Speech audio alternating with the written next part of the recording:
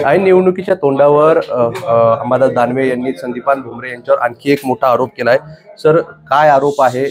त्यांच्या ड्रायव्हरने पुन्हा एकदा हिवानामा केलाय, समृद्धीमध्ये मोठा घोटाळा झाल्याचा तुम्ही आरोप केला। माझ्याकडे पेपर्स आहे। समृद्धी महामार्गात एक भूसंपादन झालेलं आहे आणि ज्याचं भूसंपादन झालंय त्याच्यासोबत हिबानामा संदीपान भुमरेंच्या ड्रायव्हरचा झालेला आहे आणि हा हिबानामा भुमरेंच्या ड्रायव्हरला का मिळतो त्याच्यात अनेक त्रुट्या आहेत आणि या विषयाला धरून मोठ्या प्रमाणावर भूसंपादनाची रक्कम लाटण्याचा प्रयत्न होतोय आणि याला शासकीय अधिकारी महसूलमधले मोठ्या प्रमाणावर सहकार्य करतायत।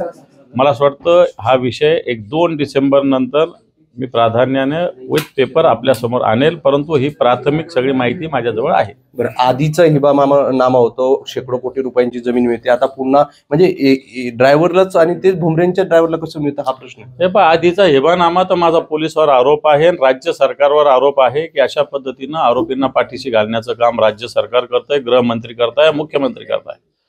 भुमरे जर एखाद्या सत्ताधारी पक्षाचे खासदार असले म्हणून त्यांना वाचवणं चुकीचं आहे। भुमरेंच्या ड्रायव्हरवर गुन्हा दाखल झाला पाहिजे, त्याला अटक झाली पाहिजे, त्याच्यावर कारवाई झाली पाहिजे।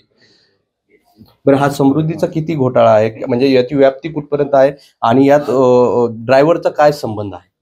मी सांगितलं ना, 200-400 कोटीच्या वर मोठी रक्कम भूसंपादनाची।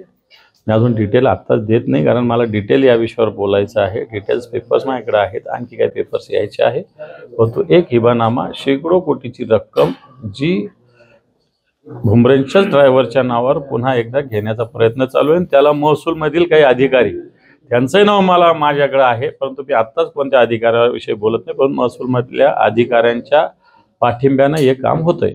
नक्कीच अंबादास दानवे आणि भुमरे यांच्या चालकावर आणखी एक त्यांनी आरोप केलाय, मोठ्या प्रमाणात समृद्धीच्या जमिनीत घोटाळा झाल्याचं सांगण्यात येत आहे।